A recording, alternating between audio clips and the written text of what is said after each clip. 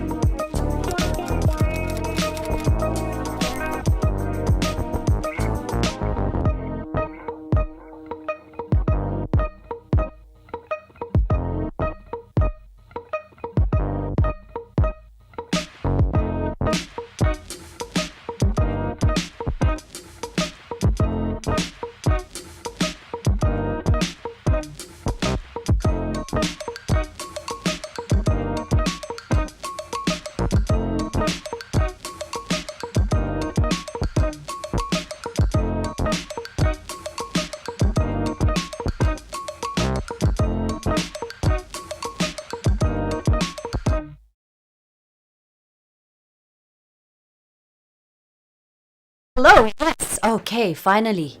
We're okay, we're good to go. I'm a little bit excited, first and foremost.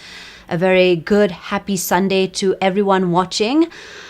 I'm not sure if everyone feels the same way, but I am super duper excited because it is now official. We have heard that we have a new president of the United States of America.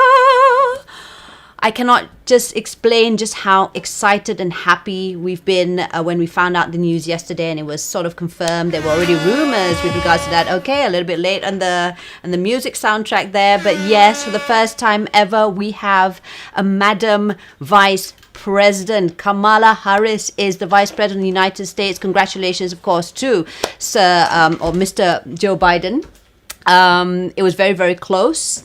Scarily, but yes, it is now official. So he is the 46th president of the United States, and he gave a very forceful and eloquent victory speech that just blew my mind away. So I'm sorry if I am putting a little bit of my political preference here on my live show, but that's just how I feel about the whole United States elections, and it has been something that I was gunning for. I want to change for the country, because even though it is not my country per se, whatever the man that used to run the White House would say would just bring me just crazy. It would affect the whole world. So I'm glad that we've got someone a little bit more somber, and I'm very, very delighted indeed to have the first ever female vice president who is not just black, but also she's half Indian. She's also coming from a family of immigrants. So you've got all those check boxes which Trump was very much against, or was very much saying no to. So I am very against all this discrimination and stigmatization which the Trump administration has been showcasing over and over and over again, and getting away with it. So thank you, Lord. Trump is victory. A very polarizing person. He wants to be polarized for the sake of polarizing. You know, that means he wants to be against any status quo. Mm-hmm. So whatever everyone supported before this, he wanted to be just against it. It was divide and conquer for him. And that's the reason why he created even more fear and that discrimination, just so that that he can get his people on his side and those who wanted a more cohesive community to not have that. And speaking of which, today, I think it's quite apt that I'll be segueing from that main little announcement that I had starting off this Sunday show. I've not done a live stream in a very long time. To this topic that is also very dear to my heart, partially because this group of people are part of this movement in hope to provide support and to destigmatize, did I say that correctly? Destigmatize those who have been through COVID-19, whether it's in quarantine or if they have been been tested positive, and now they just want to show support and love. And this group started in Sabah, where I'm from. Jadi saya orang Sabah, jadi saya macam bangga lah yang dorang mulakan dulu kan. I don't think there is any support group of such here in Malaysia. I'm not sure, but we're going to speak to our guests, who are absolutely wonderful and so brave and courageous to be sharing their experience with us today, because a lot of people don't want to share this because of that fear, that stigmatization, and just that horrible feeling of people saying, oh, stay away from me, yada yada yada. And we're going to end all that this afternoon. Okay, so joining me today, we have with us Dr. Lee Z. Chet. I hope I pronounced that correctly, Dr. Lee. Yes. She is a psychiatrist with Hospital Mesra Bukit Padang. Actually, I live quite nearby that area, and I would really use my bicycle up and down just passing through that hospital. We've got Puan Istiqomah, as well as her husband, Dr. Iqbal. Puan Istiqomah is a COVID-19 survivor, and her husband survived the quarantine, and I'm going to get into that in just a bit, as well as Dr. Saras, who is also joining us here today. She too survived COVID-19. Welcome to the show, everyone, and thank you for joining me. Okay, I think first and foremost, just a quick hello to all of you. Very quickly, maybe Dr. Lee, you can share a little bit first and foremost about this movement that you have, this support group that you're very much part of, and I think everyone else is also. Dr. Lee?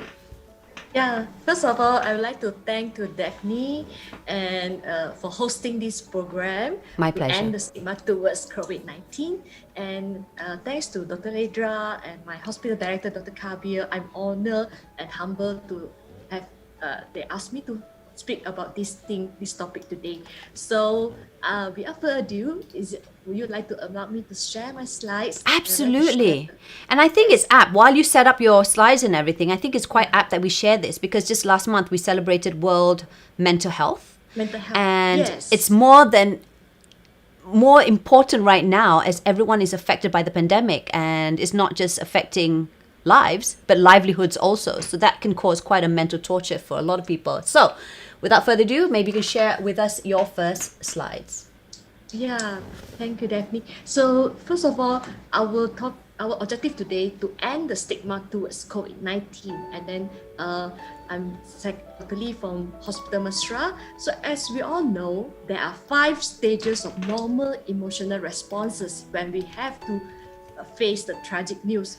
First of all, we do not need to suppress these emotions to recognize our emotional changes. Because in order to relieve the stress healthily, we could share out our feelings and adjust our state of mind, and so that we can move our life back on track. So first of all, when we get the tragic news, normally first reaction is denial. This is not happening at all. And then subsequently, anger feeling will come in. So they will blame someone, they're feeling hurt and painful inside, and then after that they start to bargain. I'll be fine as long as I stay around healthy people. I keep myself, and then I isolate myself. How could I get it? I wearing mask. I follow the SOP, but why I'm one? Okay, so after that they will develop some emotional depressed mode, feel helpless, and then after that they accept the fact, and life goes on, what we call reda, and then the acceptance set in at the end of the stage. Okay, so these are the normal emotional responses when we face the tragic news. And viruses don't discriminate, neither should we. So fear and anxiety about COVID-19 can lead to social stigma towards people, places, or things. And these may cause a lot of impacts such as depression, anxiety, irritability, and self-blaming. So how to reduce stigma? Okay, first of all, we share only facts and we avoid false news. Oh, that's so Speak up if you important. hear and read discriminatory comments. Yes, we avoid false news. We do receive certain SMS or WhatsApp, and then the source are not true. So what are the do's and the don'ts that we can do during to stop this stigma? Okay, first of all, we do respect them, do respect the survivors, and be thankful to the frontliners, and we follow the SOP, and we only share the accurate informations. And the most important here is what we're doing today to spread the love and spread the positivity and be kind to yourself and to each others and be empathy as well. So the last one here is use berjuang for all of the survivors here today, atau we use the survivor to address them. Okay, so we should not be rude or stigmatize or label them. Don't share rumors that are not confirmed. Don't be a cyber bully, which we observed a lot recently, or isolate them, and don't refer them as cases of pembawa korban. This is very hurtful to those that survivor. So this is from WHO. Be kind to support loved one. We check in regularly, encourage them to keep doing what they enjoy. We share the KKM information or WHO information, and most importantly, provide calm and correct advice for your children. Sometimes your children will receive their emotion directly compared to those that adult facing outside them. So what should I say? This is a normal question, common question that I got from my friends or some family member. How should I say to those that survivor or who undergoing quarantine? And this I learned from Mike Foster, who is a psychologist. He said, words create world. So today I'm going to share what should I say. I think that no words is better than words if you don't know what to say, because sometimes the words can be hurtful as well. So what you can do is, okay, don't over promising. Don't say, don't worry, you'll be fine. In fact, that they are going through a lot of treatment, lots of pain inside. So what we can offer is, we offer honest hope. We can say, it must be difficult for you, but I have faith in you. Okay, we don't say there's nothing to be afraid of. This is a new thing to us, and to be frank, COVID-19 is a trauma to every one of us, including all psychiatrists, all doctors outside there. It's a trauma to all of us. Yep. So what you can say is, what you are going through now is important. Feel whatever you are feeling right now. Don't tolak them. Don't resist them. Embrace them and acknowledge the emotions. And last but not least, never say this. I believe this will end soon. I myself, I also can't tell this to my clients and my patients. So what we can say that this probably may take some time. Let us focus on what we can control at the present moment. We could not control the situation, but we're still able to control our breathing, our actions, our diet, and our activities. Okay, so here I would like to promote some helplines for those outside. Is created by our team in Hospital Mesra. We use the virtual mental health psychosocial support via Facebook Messenger in our Hospital Mesra Bukit Padang Facebook page. You may like and then you may text us via the Facebook Messenger if you need any psychological help. And here are the traditional call lines following lokasi masing-masing. So those that need the psychological help, you can call. Some are 24 hours. Then according to the locations. And last but not least, NGOs, kementerian and agency lain also offer the similar psychological help to those that people outside there who need it. Befrienders, kawan ba, and talian kasih, COVID care. So this is my my conclusion for those things. I think good mental health tips during COVID-19 outbreak. First of all, stay informed with reliable sources such as KKM. Maintain enough sleep and regular exercise, stretching. Connect with your loved one via digital communication. Try to do some activity you enjoy at home. For example, I I grow a lot of plants in my home right now. So if you feel too anxious or unable to cope with stress, stop thinking, take deep breathing. Breathe into your nose, breathe out through your mouth. This will slow down the anxiety and stress cycle. And always we receive information that statistic after around 5 to 6 o'clock. Then take a break. Take a break if you need. Take a break from social media and the news. Take away from the statistic and talk to the people you trust and create a new routine for your and seek professional help if needed. So if you're at home, we advise for adults 30 minutes daily physical activity. For those that jaga anak, I think 30 minutes is definitely is just doable. And for younger children, there's a WHO advice to be 1 hour daily. So let them move around in the home. So let's kita sama-sama end the stigma together. Okay, so together we have our survivor today, our pejuang today, Dr. Sarah and Puan Istiqamah Hayati. So yeah, these are the photos with their permissions.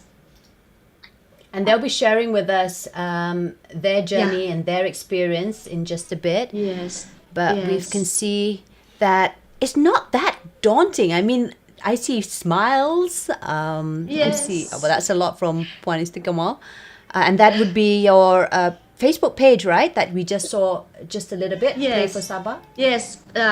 This is the survivor support Facebook page, COVID-19 Survivor Sabah. So those that interested may follow this Facebook to look at how they end the stigma together and they spread the love to the people out there. All right. Well, thank you so much, Dr. Lee, for that very nice summary of how you can sort of keep your mental health in check during these trying times, you know, especially if you are affected more directly with the virus than everybody else. You're right. Everybody is affected, be it your health, your livelihood, and it's just something that we are uncertain about. And I think there's a lot of fear. And I think that is the reason why there's so much ignorance with regards to this, and why a lot of people daripada drang macam suka hati drang, get involved so much, bagus drang macam I don't want to be in touch with these people at all. It's just a fear, and I don't blame them. And I think one of the things that you shared earlier on is some of the do's and don'ts untuk menghentikan stigma ni kan. Macam bukan saja dalam kes COVID-19, tapi misal kata kalau macam ada orang yang ada AIDS, ada yang cancer, or if anyone is going through any difficult time, me as a support system, let's say my husband is suffering from this, what do I say to him? How do I support him? Gitu ba ito? Macam, sometimes we don't know how to bagi support juga ba? Kita pun tidak pandai cakap kan? Alright, we're gonna go into our survivors now. First and foremost, it's so great to see you guys looking at the pink of health, if I may add. We're going to start off dengan Puan Istiqamah dulu. Macam mana kau tahu ba ito mula-mula? I mean, do you know where you got the virus from? How did it happen? Did you have any effects? Macam mana ito? Okay. Hai Daphne, selamat petang semua pendengar. Okay, kita terus pergi cerita dia lah kan? Terus pergi.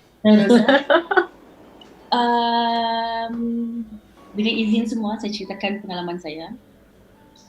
Saya dapat phone call. Saya mengajar di SK Lokyo. So saya dapat phone call one of my good friend. She's the one yang mula-mula pergi buat swab dan dia dapat positif. And she called me. So berhabislah saya ni pun okey tu kak begitu. Because sebelum ni she is a cancer breast survivor. Okay. Dia baru start mengajar. Jadi I did talk to her juga. Kita kena jaga-jaga kak, janganlah kau jaga habis gitu. Tapi things happen kan, kesian jugalah. Memang kita sudah tahu antibody rendah ba? Ya ba. Dan kita ni muda. Macam saya ada asma. Saya tahu kalau begini nanti jadi begini. Pandai takut kan dengan diri sendiri. In fact, pergi mengundi pun saya enggak. Punyalah menjaga tu. I'm very sorry. Saya punya takut sebab I don't think I can manage to macam control myself kah, apa kah kan. Saya suka jadi jumpa orang hai-hai, peluk-peluk, kupi-kupi kan. Sama lah kita ni. Jadi kan, husband cakap, no, you tak payah pergi. Alright, dia pergi, tangan dia hitam, saya enggak. So, apabila berlaku itu, dia punya flow adalah guru tu akan bagi tahu guru besar akan maklumkan pada KKM, jabatan, KPD. So kami akan dapat arahan surat untuk buat swab test. So saya pun hari Ahad kami dapat surat, hari Sabtu, hari Ahad buat swab test. First kali, sepatutnya saya buat di GMC. First kali sepatutnya result tu keluar 2 jam selepas. Kan, sekejap saja. Tapi diorang call cakap, sorry, borderline. Mungkin kita akan dapatkan second punya ni lah, result. Okay. Oh, okay. So sekali malam itu saya ada program live FB juga bersama Majlis Belia Sabah as a moderator. Jadi seharian tu sibuk sikit sampai ke malam. Lepas tu malam tu tidur awal. Jadi sudah tidur dah ni. Sudah mimpi indah. Dah ingat sekali Covid. Terus Iqbal beritahu, Meh, apa? Baru hospital call. Kenapa? Positif.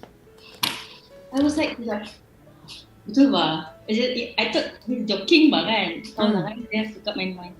Betul ba? Ya betul. Jadi begini, dia terus membebel cakap begini begitu. Saya macam tak tahu sudah. Saya sebenarnya baru juga ikut kelas yoga this year. Jadi I terus teringat, okay, tarik nafas, hembus, tarik nafas. Apa tadi tu saya cakap, call your cikgu ke siapa-siapa di sekolah bagi tahu yang positif. Kena bagi tahu, jangan rahsiakan. Itu dia bagi tahu. Kena bagi tahu. I was like macam, bolehkah kau yang tolong bagi tahu begitu kan? Sebab macam tak kejut dah ni. Jangan lupa bagi tahu kau punya siblings semua. Dia pun ada hal mau bagi tahu ini mau tutup klinik semua kan. Dan juga dia lah. So immediately jam 11.30 malam macam tu saya text, Assalamualaikum, selamat malam semua, maaf mengganggu.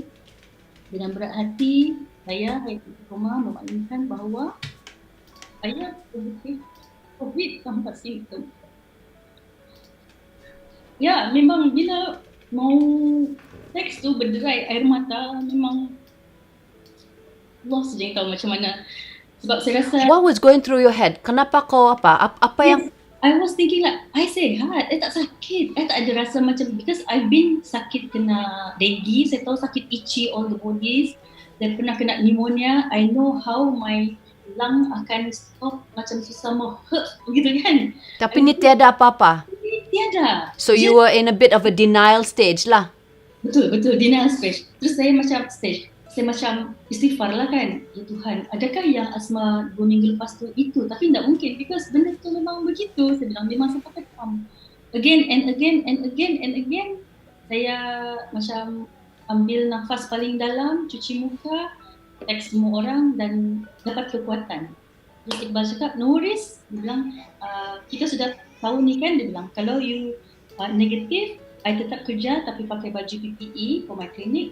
Kalau you positif, I will be here with you. I'm with Ada, akan ada dengan you. No worries, dia cakap.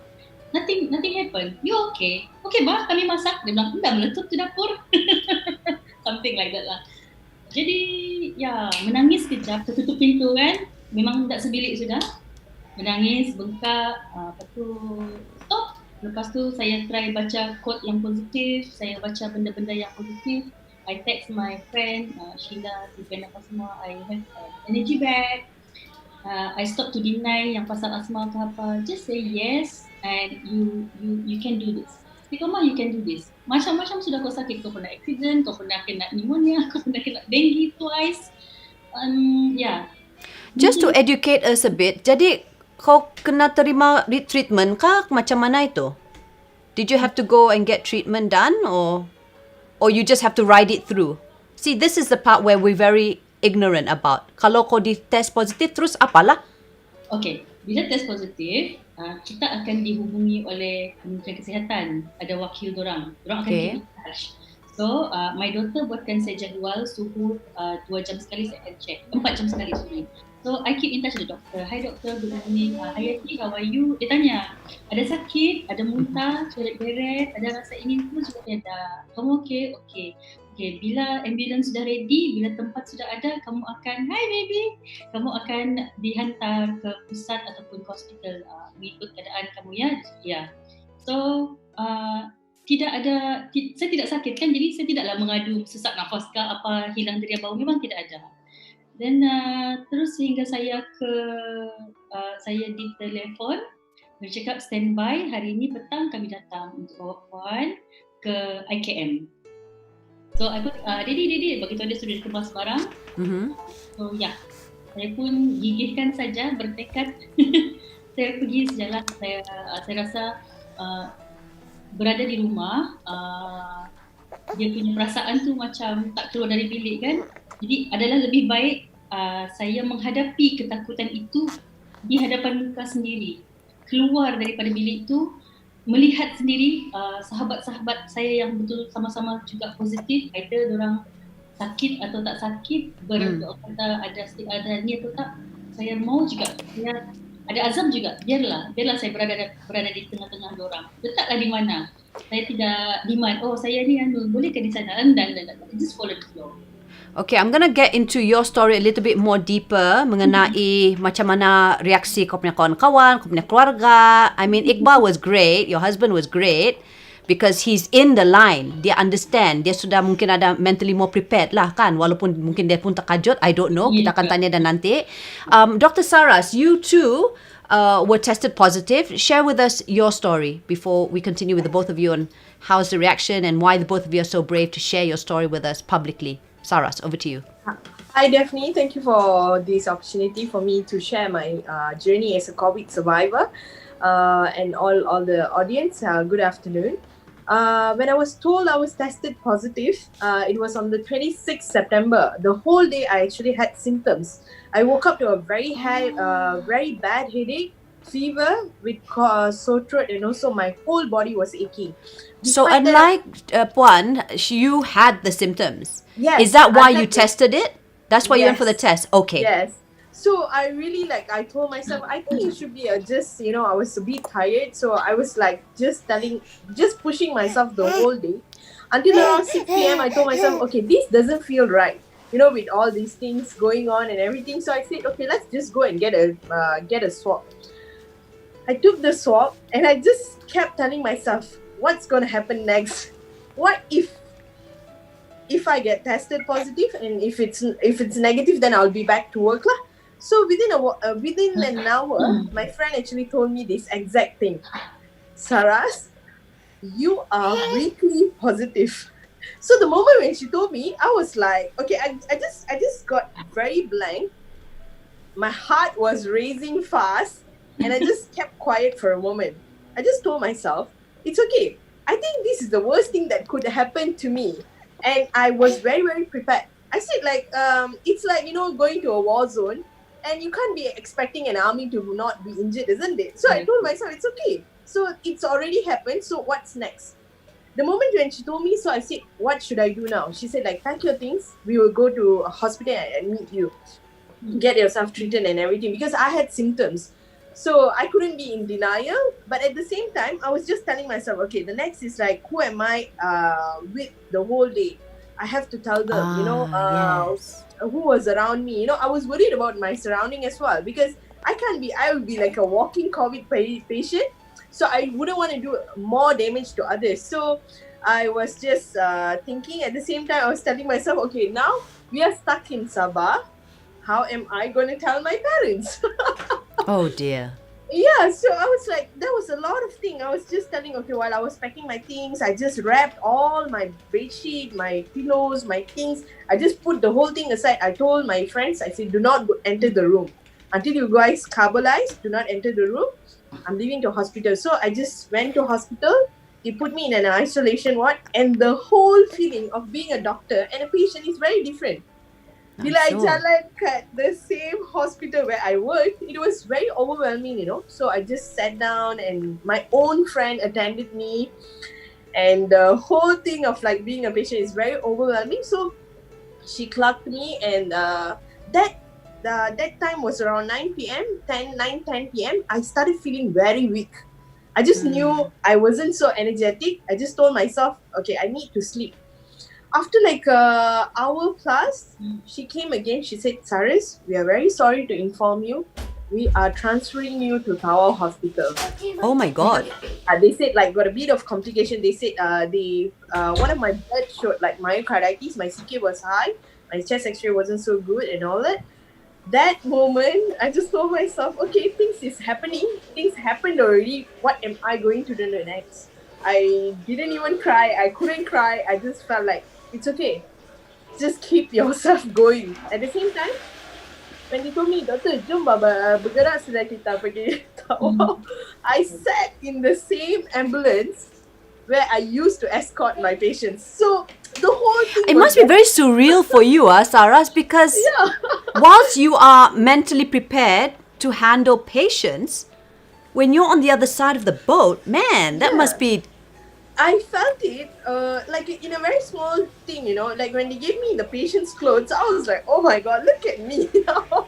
I'm in a patient's clothes. I was walking. I went inside the ambulance. It was 12:49. That's the last thing I saw when I was in ambulance. I dozed off. I entered the ward. I saw familiar faces that I used to work. He said, Dr. Saras, kau khabar tu? I said, okay je kak, okay je tu. I said, benda dah jadi sudah kan? So, they really treated me like one of them. I didn't feel it so much like I'm away from my parents. That very night, I haven't told my parents yet. It was 2 a.m. I said, okay, let me just sort out. Tonight, I have to just rest well so that I will have the energy to tell my mom, to my parents the next day. I was ready to break it to them because I said, this very moment, I need my parents with me. Despite the distance, I need my mom with me. So the next morning, I woke up. I had to tell my mom. Around late evening, I FaceTime her. I said, Ma. She was so shocked to see me in patient suit. She said, what happened to you? I said, Ma, I got tested positive. She just started crying in front of FaceTime. That moment, I couldn't take it. There was like little things that was happening around. I said, Ma, just be strong. I'm fine. There are worse patients than me because I was in an isolation cubicle and I woke up feeling very grateful. I said like, oh God, at least I'm not on oxygen support. Okay. I shouldn't be feeling like, all bad and sick because I need all the energy to fight this. And then I told my mom, it's okay. We will do this together. She said, eat like this. Okay, every day make sure you call me 3 times. We will eat together. We will pray together. I will just watch you sleep. Because I studied in Russia 6 years. So we have been doing this long distance thingy, So my mom was there. My dad was there. My dad sounded very sad. But the idea of like, they cannot be around me, what? But my friends made me feel home. Every single day, despite they were on call, they were busy with work and all that, they were just asking, Saris, what do you want to eat today? They will just give it to the guard and I cannot meet them. Mm-hmm. But they were somehow rather was just getting me my home cooked food. My bosses were just checking on me. My specialists were there and everybody was just keeping an eye on me. They sent me gifts, they sent me food, they sent me books to read. Every single day, I just told myself, okay, things happen already. There's no point of me being sad over this. I kena semangat lah. Kalau tak ada semangat, I know I'm going to fall sick even worse. And that's exactly what happened with Puan Istiqamah. You just had to teruskan kan? Betul kan Puan? And what was the difference between the both of you? Because one had symptoms, one didn't. In terms of, not treatment per se, because there is no treatment. You just have to ride through it. Is that correct? What was the difference between both of you in terms of going through the whole shebang? Maybe Puan, I mean like what did you have to go to the hospital too? Macam mana tu? Okay. Cerita dia begini, mula-mula saya dihantar ke IKM. So sampai IKM, diorang akan interview. IKM tu apa itu? Sorry. Kemahiran Mara. Sana Okay. di ILP, sana dekat ILP tu. Okay. Diorang sediakan asrama kan. Ada juga petugas yang pakai PPE. Jadi kita akan berklinik lah. Diorang akan interview. Okay, Puan bila tarikh swab? Suhu sudah ambil. Okay, suhu. Okay, sejenian. Tujuan the interview is to make sure to see who else is being around you kan macam mana itu? Apa tujuan dia tu? Dia kita mau diterima masuk. Jadi dia mau identify keadaan setiap pesakit sebelum naik pergi bilik.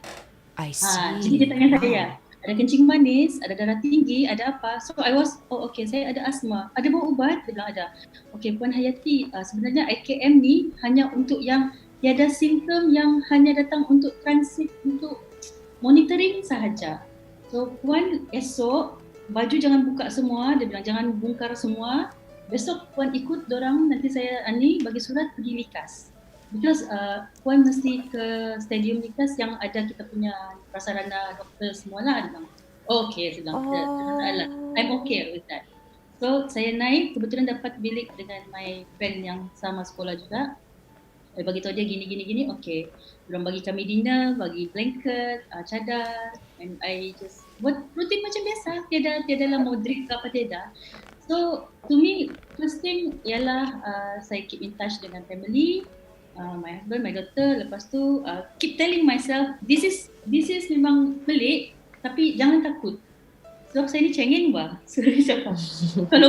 Kalau bilang budak darjah 1 cengeng, ini mamak cengeng. Yeah. So I don't know where I get all the kekuatan.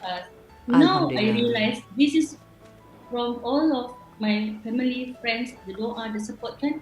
Saya tidak menangis. Saya nangis sikit je lah, nangis sikit. Oh melanda. Tapi I'm okay. Then after cakap, saya sudah mau pergi. Esoknya sekali lagi dorang check. Lepas tu teruslah saya ke likas. Di sana lah baru betul-betul nampak dia macam mini warded kan. Dia ada berbilik-bilik, cube-cube begitu. Sebab 200 lebih orang juga, male and female. And then saya pula dapat bilik yang di depan pentas. Macam mana situasi sana? Is it scary ka? It's quite warm? How are the other patients? You're lucky because you have a support and you're strong. You are positive just like Dr. Saras who has the knowledge, know-how. Tapi mesti ada yang patient yang takut, gementar. Macam mana itu? Because it will affect your well-being also tau. Kalau ada yang negatif ka, takut juga. Benda pertama sekali, bila yang ambil saya tu pakai van tu, pakai PPE, itu saja memang mental sudah Faham. Sudah rasa macam kalau kereta berhenti ada trafik kan, trafik tahan, double lah dia punya takut. Tapi again saya cakap, no Yati, this is not the right time kamu acah-acah drama air mata di sini. No, jangan. So macam I keep on macam dengan trolley barang saya banyak ni kan, okay. Anggap sejak kau banyak basi Iqbal kasih saya barang, sampai 5-6 beg kah dengan baldi. No, how prepare am I? So I keep telling, kau tak sakit, kau tak ada apa-apa, tak ada itchy pain ke apa, tak ada. So tak payah trip-trip mau bersakit. Berapa lama kau di sana itu? Oh, lamanya tu kita hendaklah berada di situ, ikut tarikh dari kita swab 10 hari. Okay. 18 hari ke-10 baru boleh pulang. Even kita cakap pindah, aku indah sakit ni, okey je ni, tidak. Sampai hari ke-10. And then dorang swab balik atau macam mana itu? Yang kes saya tidak di swab balik lah. Okay. So lepas 10 hari kau boleh balik ke rumah lah? Begitu kah itu? Ya, Okay. So kalau si Dr. Saras, how was yours then? Because Dr. Saras different from si... Can I call you Hayati kah? Hayati. Boleh Pak, Yati. Yati boleh kan? Habis susah semua sebut yang lama kau yang sangat unik. Tapi minta izin dulu lah. Si Dr. Saras macam mana? Because you did feel the symptoms. Okay. You were weak. Kalau macam hari pertama, kedua, I still had the energy lah. I masih boleh berjalan lagi apa masih. Hari ketiga dan seterusnya, I dah rasa tak larat nak berjalan. I was just sleeping. I just told myself, why rasa penat semacam yang I tak boleh bangun, Sampai I nak mandi pun I rasa macam lemah je. Berjalan pun dah perlahan je. So dah bila masuk ward, I just told myself, kenapa semua orang asyik tidur saja, lemah semacam and everything. So I started having symptoms. The symptoms started developing ever since then. I started having like body weakness and all that. But I told myself, this is not an excuse. Sebab I tengok lagi mamak-mamak yang sarat mengandung still ada sebelah I. Not knowing that you had COVID-19 lah. No, all of us this is in the ward. All of us in the ward. This is our patients. All are the I patients. see. Okay. So I told myself, okay, it's okay. There are also other people in worse state. Like, there are people who tengah sarat mengandung 40 weeker. And then there are until 70, 80 years old. So bila I berjalan tu, diorang panggil, nak, sini bar kau. boleh ambilkan air tu ke? Then I also walk. I had good connection with the patients inside my ward. And I used to tell auntie, kalau ada oxygen tu pakai, jangan tak pakai. You know, The this kind of doctor and you thing. So, cannot lari lah. I cannot run away from being me. So we had good connection. I literally had good connection with the patients. So I think this whole COVID journey of mine, being a patient, I also started exploring the other side of Sabahans. I rasa hubungan silaturahim I kuat dengan dorang. Macam wow, ngam lah okay, itu. this is the time to rest. God wants me to heal. So I started looking at things differently. But on the day 5, macam hari kelima tu, I dah tak boleh rasa, I tak boleh bau my food. Oh, I cannot taste anything at all. So I texted my doctor. I said, is it something normal? They said, oh, this is part of your symptoms. So macam for 3-4 days, I had the symptoms. I cannot taste anything. I cannot smell anything. So I just said, it's okay. We will sail through. I kept pushing myself. The best thing that I did, I got closer to God, I think. I prayed a lot. I just looked at it like, oh, this is a spiritual journey. God is just making me tougher and tougher. So I was on hydration. Every day I was on daily blood taking. I was on symptomatic relief, but they prepared me to start an antiviral medication for me, but it didn't get that bad. And how long were you warded for until you were I was okay? almost from the 27th until 10th I was warded. 10th October I was warded. About 2 weeks or so lah. Yeah, Lebih kurang almost lah. 2 weeks lah. Yeah, I started like recovering slowly and all that. But the whole thing, right, of being in the room, of not meeting the people that you used to meet, and I rasa bersyukur sangat lah. Dapat makanan dah bersyukur. Dapat air yang bersih untuk mandi pun I dah bersyukur. Dapat baju patient yang everyday they give me, I'm more than happy already. And I feel Sabahans were very kind to me. Every day they That's said, good to know. They knock on my door. They say, doctor, baju dah ada ni, sudah. I was like, oh my God, who are you people? You know how like dengue, you feel that weakness, and it will, even though you are let go already from the ward because the platelet has gone up, la da da yada, you still feel very weak after a few more months. In fact, at least that's what happened to me. How is it for you? Did you continue feeling weak, or are you? Yes. Yes, it does happen.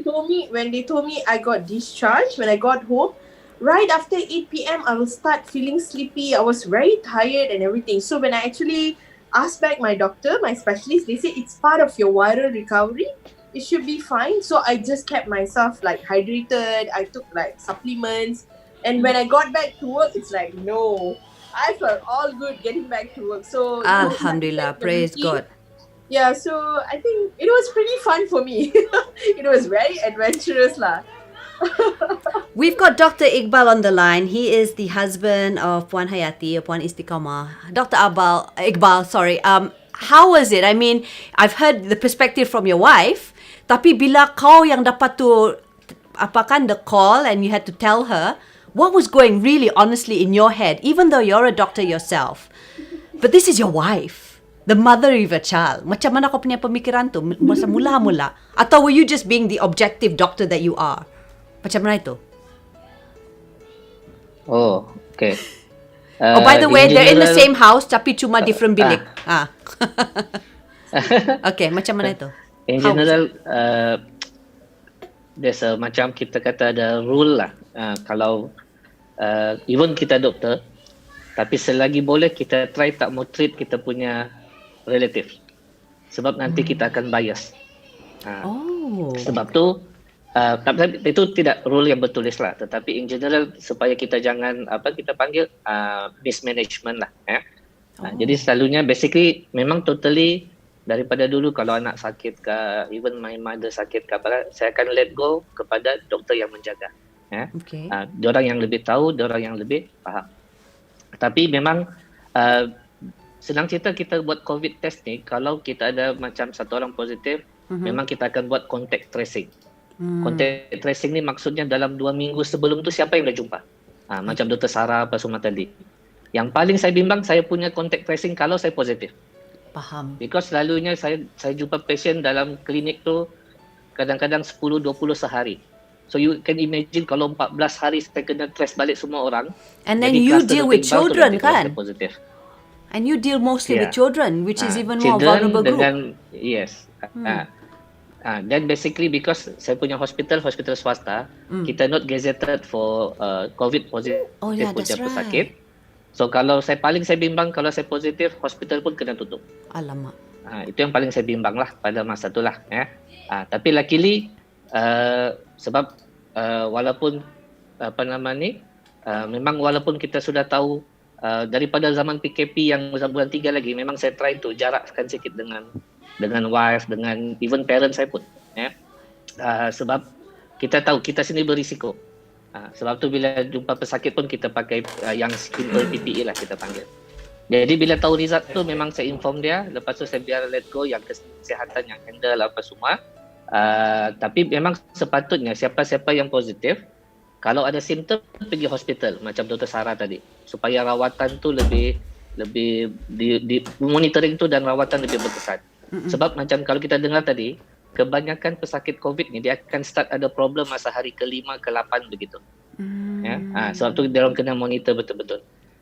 Bagi yang positif tanpa simptom, boleh dimonitor di tempat yang kita kata gazette. Tapi masa tu pun memang area KK ni memang penuh. Jadi si Yati almost 3 hari lah di rumah, baru yang ambulan datang ambil pindah ke IKM, lepas tu ke Likas tu lah. Okay. Jadi memang sebenarnya kan Dev ni, kalau yang pesakit positif tu dia orang tahu saya positif lah. Yeah. Macam kita ni, kita kena kuarantin tapi kita test dan kita kena test 2 kali. Sebabnya bila kita ada kontak, kadang-kadang simptom tu ataupun positivity tu akan develop selepas hari ke-7 ke-10 begitu. I see. Sebab tu rata-rata siapa yang ada kontak kena cek 2 kali. Berbeza dengan yang positif tanpa simptom, kita assume diorang tidak sudah jangkit orang selepas 10 hari begitu. Sebab tu macam Yati tadi dia tak perlu buat swab second. Sebab kalaupun dia positif, kalau swab tu dia just micro kromosom lah orang panggil, yang DNA yang mana tak aktif sudah.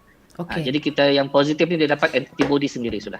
I see. Jadi bila kita 2 minggu ni kita memang doa lah. Mudah-mudahan jangan positif balik. Sebab tu kalau kita dengar ada orang mula-mula negatif, tapi after test yang berikutnya ada yang positif begitu. Sebab tu yang itu yang kenapa kalau yang ada kontak at least 2 kali kena test. So test maksudnya pertama, bila kamu dapat tahu test yang hari Puan Yati dapat positif, you had to go for a swab lah. positif, ya. So you Betul. automatically had to go Sebab swab. saya masuk kontak. Yeah, then kalau tiada, then tapi you still have to swab quarantine kan? For how many days tu? Quarantine for 14 days. Oh, kau pun kena. 14 So your hari. daughter also lah. And how was that? Jadi Because tinggal kami 2 orang lah dalam rumah. And how was that for you? So, Because you're not memang- used to someone staying Okay. quiet also at home kan? Iya. Inilah satu-satunya cuti tanpa gaji yang paling lama saya pernah ambil. Walaupun kerja dengan government dulu, dengan sudah resign join swasta, ini yang paling lama saya pernah ambil. At least kalau yang cuti lain tu pergi conference ke, pergi melancong ke, apa tu ada kita buat bah. Ini 2 minggu, 2 minggu di rumah. Mula-mula tu saya memang macam si Dr. Lee cakap tadi, memang ada denial and anger. Because saya rasa saya kena kuarantin yang bukan salah saya. Saya sudah buat segala, pakai PPE segala apa semua, tapi end up saya still kena tepap sebab ada orang lain yang positif. Masa tu macam blame lah. Sampai si Yati pun minta maaf. Dia kata, sorry lah, saya positif. Dia cakap. Lepas tu, masa tu saya fikir, benda ni bukan kita minta. Ya, bah. Semua ni satu pandemik. Di dunia ni dekat 30 juta sudah orang kena. 1 juta sudah, beratus juta sudah yang ada ni. Ya. Tetapi kita kena fikir, apa yang kita kena buat. Tapi, macam orang cakap, luckily pandemik COVID ni, dia berlaku dalam zaman yang ada Netflix lah. Kalau sebab kita bayangkan masa Nokia 3310 kita main ular saja berapa jam tu memang kita ni. I love that you've got a very positive approach to this. Ya, sebab tu saya fikir apa yang saya mau buat. Sebab tu jadi saya pun macam try jaga sembahyang, saya baca Quran. Lepas tu ngam-ngam pula ada satu baca ayat tu, dia kata apa? Bagi kita diuji ni kita kena terima. Dan bila kita kena uji, kita solat dan berdoa begitu. Dan kita kena sabar. Jadi Tapi kan Dev ni, masa hari pertama yang tahu dia kena quarantine tu kan, yang positif tu kan, saya brisk walk dalam rumah ni dekat 3 kilometer hingga 4 kilometer satu orang. Macam mau kasih release to tension. Begitu. Dan lepas tu saya fikir, kenapa saya jalan-jalan sendiri? Bagus saya join jom run. Dapat juga t-shirt, dapat juga medal. Dan saya join jom run. Dan at least ada saya punya target begitu. Kedua, saya rasa sekarang ni hampir semua orang ada pengalaman quarantine. Hampir semua. At least sama ada kita positif atau kita kontak. Sebenarnya yang kontak negatif ni lagi ramai orang. Dan ramai yang kena quarantine. Jadi satu, kita kena terima, kita kena fikir positif. Ketiga, kita cari apa yang kita mau buat. Ya, kita cari apa yang kita minat. Kita sama ada yang minat main game, ada yang minat main tengok Netflix, ada yang minat membaca, ada yang minat brisk walk apa semua, ada yang minat menanam apa semua, dan itu kita cuba buat. Ya. Tetapi yang paling saya syukur memang, go ahead. Tapi yang paling saya syukur memang banyak orang WhatsApp apa semua yang kawan-kawan lama sudah tak jumpa pun, diorang call tanya, kalau you mau something you just call, kami akan hantar. Dalam hati saya kan, kau pun rentas daerah macam mana kau mau hantar. Tapi yalah, at least tapi ada tu niat bah. At least dia punya ada. concern. Ada tu concern. Ya, betul. Sebab tu saya rasa syukurlah. Memang banyak orang yang bagi positif, bagi apa kita kata, bagi relief kita punya tu. Dan syukurlah 14 hari saya berjaya. Nampaknya ada banyak komen di sini. Yeah, you look fine over there. Nampaknya ramai juga orang bagi komen sini. I just want to give you all, some people were trying to get into my Facebook. I don't know what happened. I think the stream went off. So for those of you who are watching over my Instagram as well as my YouTube, or at least on my Instagram, kalau kau nampak macam kita terkecil sikit, please go to my YouTube at Daphne Iking. And those trying to get into my Facebook, it's not too late. If this is supposed to be a 1-hour show, but because this topic is so interesting, we're just going to prolong it a little bit more. I've still got more questions, and we've got a lot of support here. And it's great because more and more people are more open to talk about the fact that they've survived COVID, whether being in quarantine or being in contact with the person or being tested positive themselves. It's very brave because a lot of people won't. And I remember the first time when this happened during the first MCO, belum lagi MCO, tapi MCO, and how news was published, and then orang tu bukan minta bah kena COVID-19, tapi dia kena macam dia kena like a leper, like someone who had we cannot have him in our society. And this is what we're trying to end here, right guys? Why are you talking about this? Why is it so important for you to speak up, to say, yes, I was tested positive, yes, I was quarantined because I was in contact with someone who had positive, and I'm here to speak about it. Why are you so open about this, Dr. Saras? For me, I think it's a good platform for me to create an awareness about surviving COVID-19, because I think people bila kita bilang COVID-19 ke apa-apa, going to a ground base lah. Like, when you tell people, as a doctor, when you tell people, auntie sudah kena COVID ni, some people don't even know what is COVID. So that was very hard for us. So it's important to tell people what is this whole thing all about, so that they will have an insight, so that they will be more prepared, so that they will cooperate with frontliners to break everything that's happening around. If people got no insight and they keep spreading and they keep spreading, if one person is infected and that person doesn't even know what is this COVID and how important it is to isolate themselves or even to contact tracing, this is going to be slowly spreading in the community. And this is why I think it's very important to speak about it. And hold on, even now, there's people who don't know about COVID. Even now. Where have they been living? Some. Serious, huh? I don't get it. So it's very hard because people will be in denial when you tell you're tested positive. They say, no, impossible. I didn't go anywhere. How am I supposed to react to this? And when you tell them to cooperate with us, to go for admission or something, they will just go missing. So this thing makes us very tired at work, make us very hard, So I think it's very important for us to spread awareness for Good people for you. to realize how is things around us actually. So another thing is I don't want people to look down at COVID survivors or even those who are infected with COVID. I think the best you can do, bila orang dah jatuh sakit ke apa-apa, tanyalah bah, how are they doing? at least if you cannot help them in, money or cash or even food, the best thing you can do for them is at least give them good words. Tell them they will be back all strong and all tough. This is this is a very good thing I think we can do from being Absolutely. far, from being in distance, yeah.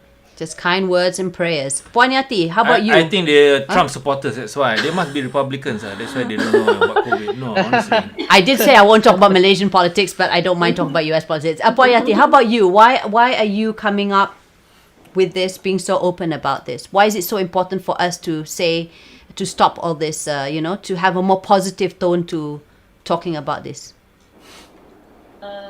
Semasa saya masuk ke Likas, I start yang Likas punya, I terus start buat IG story, I terus buat status yang very positif. I don't want people yang PM saya macam sedih-sedih, tak mau. I avoid people to macam okay ke sana, tak panas apa, saya tak berapa saya tak berapa mau kasih manja. Jadi saya kasi tunjuk dorang dekat sini air kukuh pun ada, bukan 1, 4. Tak payah berketelkan, tak payah apa. Sebenarnya di sana kita boleh survive. Sebenarnya di sini bila kita kena positif, kita dihantar, bukan satu penghinaan, kita bukan penjenayah, bukan pengasingan dari masyarakat. This is not the end of your life, no. Tapi you have to ready mental and physical. Mentally kena tough. Jangan cakap matilah, habislah. Tak, jangan. Boleh sekejap tapi come back. Second, physical. Jangan pergi lugai-lugai. Very sorry lah ya. Saya ada juga saya tengok kan, just in case kalau yang ada certain kawan-kawan di sana, diorang kena bawa dari tempat kerja. Positif, swab, terus tak boleh pulang. Which is good lah sebab diorang tak mau kasih viral sama orang lain kan. Yeah. Tak jangkit, terus dia punya bos hantar terus pergi ke pusat. Which is good. So dia seles pinggang, adalah KKM akan sediakan baju, ini, itu, sudu, jus gigi. But for those yang ada 2-3 hari kan di rumah, lepas tu nanti kena quarantine kan, so be prepared, be ready. Baca Quran, sembahyang, doa. Sebab actually kan, dari hari pertama ke hari 10, anything could be happen. Sorry to say, sebab kita bukan Tuhan kan. Yeah. Walaupun aku tiada, macam begitu kan. Kalau Tuhan mau kasi jadi ada, macam mana? Kan? So keep praying, keep positive. Dan sebab dari hari ke-9 mau ke hari 8, 9, 10 tu anything could happen. Sebab kami tu kan macam ni, saya ada ambil gambar saya hari tu kan.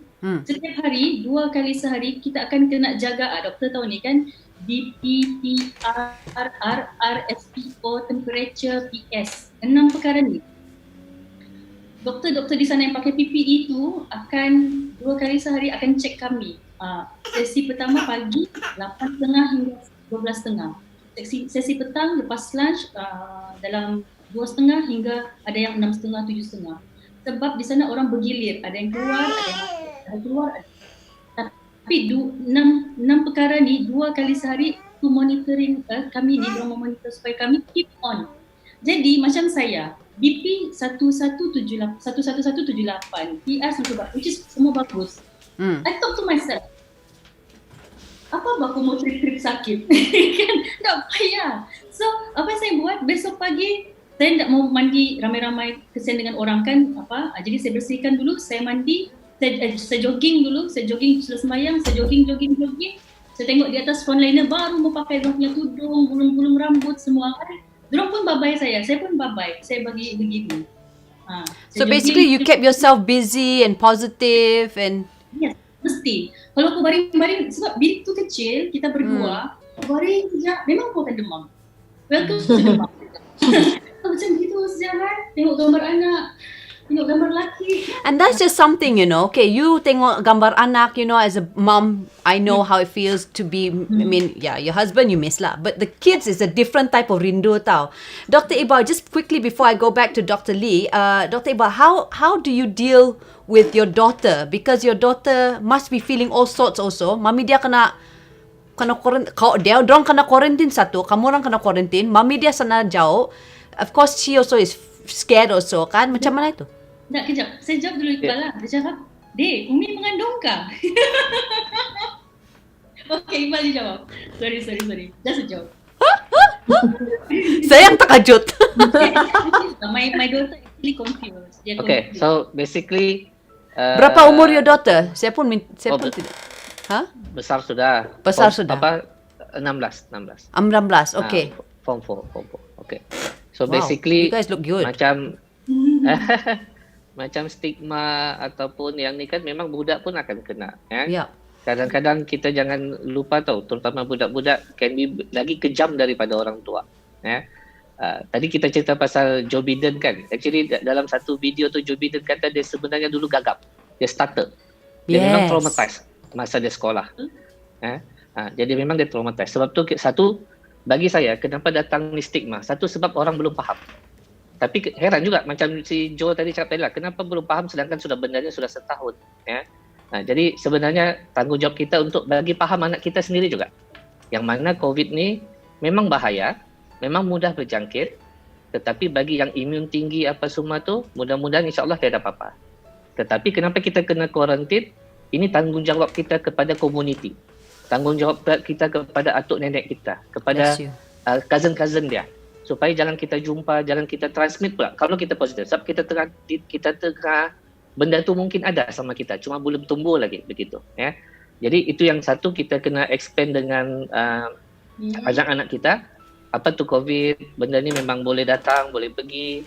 Jadi Umi tu dia masuk sebab dia positif, tapi nanti dia akan balik, dia ada antibody sudah.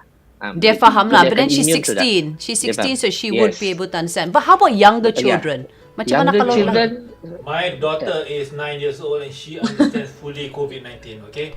Kalau Ya, kalau betul. adult yang Sebenarnya, tidak mau Daphne- tahu, di mana dia tidak mau tahu lah tu. Dia bodoh. sebenarnya Daphne, Ya. kalau kita tengok kan, saya setakat pengalaman saya tengok pesakit-pesakit yang datang untuk vaksin semua kan, Ya. kebanyakan parent saya kata mana kakak dia, mana abang dia apa semua, oh dia orang tidak mau keluar, nanti ada zombie di luar. Alala. So that's the way mungkin parent, maksudnya kebanyakan budak, dia orang lebih faham dari orang tua. Ya. Macam si Joe cakap tadi, ya. Dia orang lebih faham dan dia orang lebih tahu kenapa tak payah keluar. Sebab kuman tu ada. Dan mungkin sebab satu, kita punya parent ada bagi penerangan. Lepas tu kalau kita perasan ada beberapa kartun yang memang quite nice, macam adalah beberapa kartun yang ada menunjukkan even ada kemunculan Tan Sri Digi juga dalam tu kartun. Saya tak ingat kartun apa. Tapi itu benda-benda gitu memang very simple untuk bagi penerangan kepada budak-budak. Dan saya rasa guru-guru pun masa di sekolah, bila kita buka sudah sekolah selepas PKP tu hari, sebab tu memang mungkin Kementerian Kepelajaran agak teragak-agak untuk ni. Sebab dia kata tiada kluster sekolah. Sebab everybody datang sekolah, follow SOP, datang, kena cek suhu, kena basuh tangan, semua tu. So senang cerita kanak-kanak ni, yang even sekolah rendah pun rata-ratanya sudah faham. Tapi bila bergaduh bermain tu, of course lah kan, budak kan. Dia memang sifatnya untuk bermain. Masa tu akan bersentuhan apa semua lah. Jadi tanggungjawab kita untuk bagi penerangan kepada anak, apa ini COVID, macam mana dia merebak dan macam mana dia berjangkit. Jadi pada masa sama, kita ajar kebersihan tangan, kita ajar tentang kepentingan mask, pakai face shield, apa semua tu lah. Ya. Jadi senang cerita, untuk mengelakkan stigma, kita diri sendiri kita jangan ada stigma dulu kepada pesakit COVID. Dan kita kena ajar anak-anak kita. Jangan itu anak Dr. Iqbal tu bekas ada mamak dia tu COVID tu, jangan kamu dekat-dekat sama dia. Tapi rata-rata orang bagi saya sudah faham. Cuma yang orang dewasa yang agak membawang ni yang kadang-kadang susah. Yeah, and that's why we got this Especially situation, and that's why we got this session, hopefully to stop all that lah. I'm gonna get your summary so of. bagi kanak-kanak, Sorry, go ahead. Okay, bagi saya kanak-kanak kebanyakannya okay. Cuma mungkin stres sebab tak boleh bermain, tak boleh belajar. Itu saja. I'm going to get the summary of all of the survivors, whether it's quarantine or surviving being with COVID-19. I'm just going to go quickly back to Dr. Lee. Dr. Lee, you know, Saras mentioned earlier on about she was fine. She was, of course, in state of denial, shock and everything. But the one thing that was hardest for her was to have to break the news to her parents, because she didn't want that worry for her parents. Now, whilst it's important for us to inform the authorities ataupun bagi tahu yang, you know, the people who you've been in contact with that you've been tested positive, or you have been in contact with someone who's positive, how much is too much information? Because at the end of the day, kamu juga jaga kau punya mental health. You know, Dr. Sarah's in the sense where she's close to her parents, so she felt that was something that her parents, she knew deep inside, my parents are going to be in shock, but they will be able to handle it. If she didn't tell them, let's say dia tidak bagi tahu, because she's not in touch with them anyway, because let's say the parents are not going to be and that's going to be added stress for her. Misal kata lah, dia punya parents will not be able to accept that, and then drang lagi stress, nangis, then macam I'm trying to get better here, but I have to like handle my parents at the same time. Would it be a good thing to not tell the parents because they're not going to be in touch anyway in terms of physical? Kau macam mana? And you know, so basically my question is, how much is too much information to keep your mental state healthy? You know what I mean? This is very good questions. So some of my friends do ask me how much is too much. So basically the key answer here is depends on the individual. And then sometimes we think that we don't want to, and depends on the subject that you want to tell. For example, your children, your parents, so how their coping method. This is the thing that we look through, because some of them cope differently. Some of them sikit-sikit dah panic dah. Some of them is very resilient, very tough one. Apa-apa pun cool saja. So but doesn't mean that those that cool saja kami tak perlu peduli. This is a different view. So we do think that this is a trauma to everyone, but how much is too much is, I always think that if you share out your emotion, you process your emotion, it's always better for you to hear yourself rather than you just keep to yourself. Because in the other way, let's say your family find out they are the last one to know about this thing. So I think this will be another trauma to them as well. Yes. So I always think that support is always better than no support at all. So I always think that with the support, but be careful if you facing towards the people yang sangat toxic, sangat negative, and then it spread.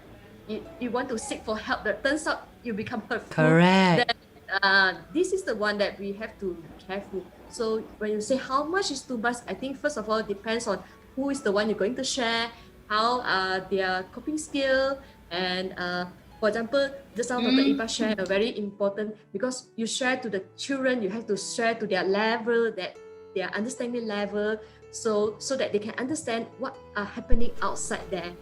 So most importantly, we tailor to the need and tailor to the personalities. Then some patients, some people out there, they say, okay, I come out from similar family, I can cope this well. So do my spouse, my siblings, they sure have done this better than me, but it's different because we cannot answer satu acu untuk semua.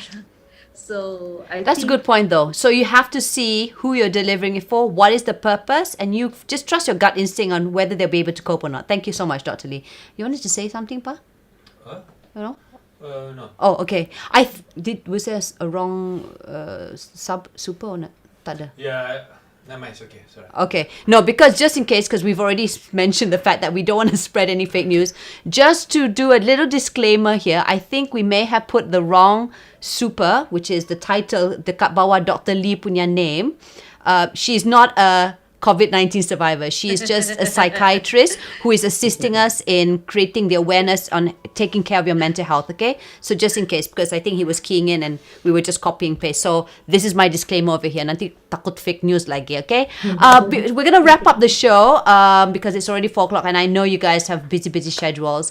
Just some last note of advice from all of you, just to the audience out there and people who may need the support. I've got people from US who are actually coming in and they're going to write in some, so I've got some beautiful comments over here. But yes, let's start off with Dr. Saras. What is your advice to the public with regards to showing a positive tone to those survivors of COVID-19?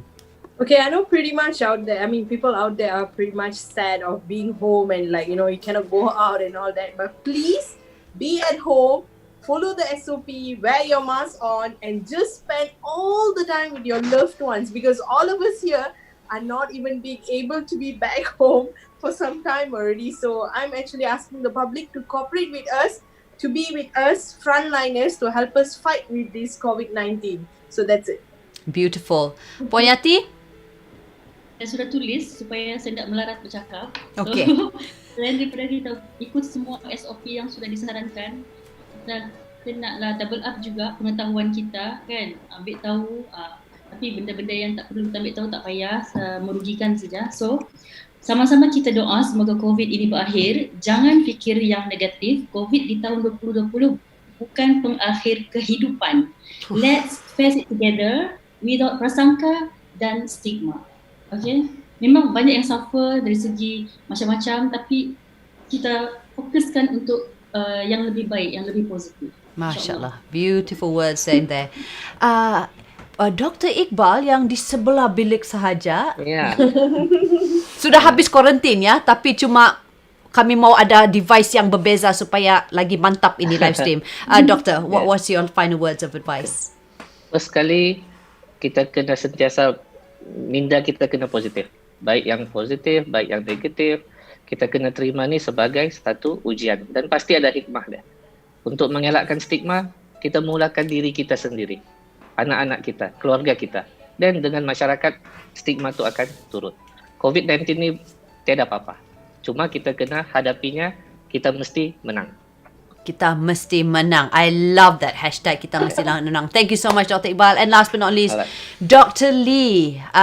We have a support group under the Facebook, right? So maybe you can just kasih tahu dorang kalau apa-apa, dorang ada apa lagi soalan, they can tujukan soalan atau concerns over here. Dr. Lee, your last final words, please.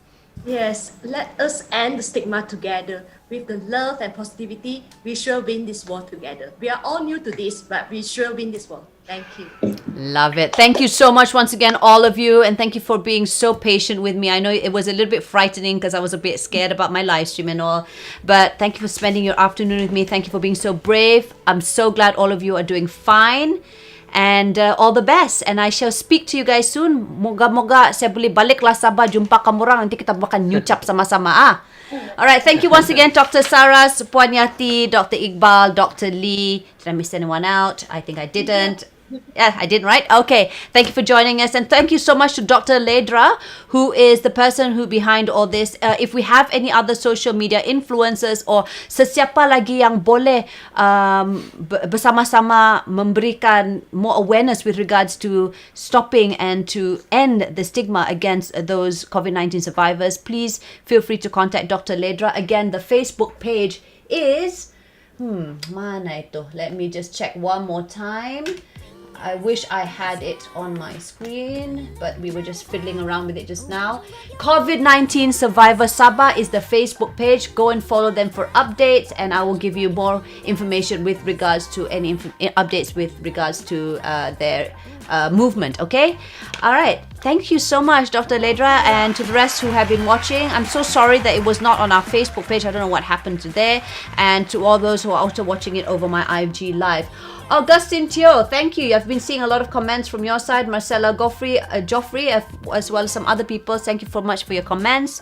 And to those who are going through quarantine or at the ward right now, or just lepas, or have family members or loved ones being quarantined or been tested positive, let's all be positive. Kita boleh menang sama-sama. Kita boleh mendepani stigma COVID-19 ni bersama-sama, okay? Let's all be positive, guys, and just wish for the best. At the end of the day, let's everyone be a community doer and to adhere strictly to the SOPs. We can do this. We were able to get into a one-digit number. Let's do it all again collectively. There you go. And till then, once again, congratulations to our new President of the United States of America. Make some noise! As well as our first female Vice President of United States of America, Madam Kamala Harris. Oh man, that just feels so good to end the show here today on Sunday with all of you on a positive note. Stay safe. I know that classes are going to be over, or has been over. It's been announced. So those parents who have to be staying safe, I have to change my narrative here. Staying safe at home with their kids.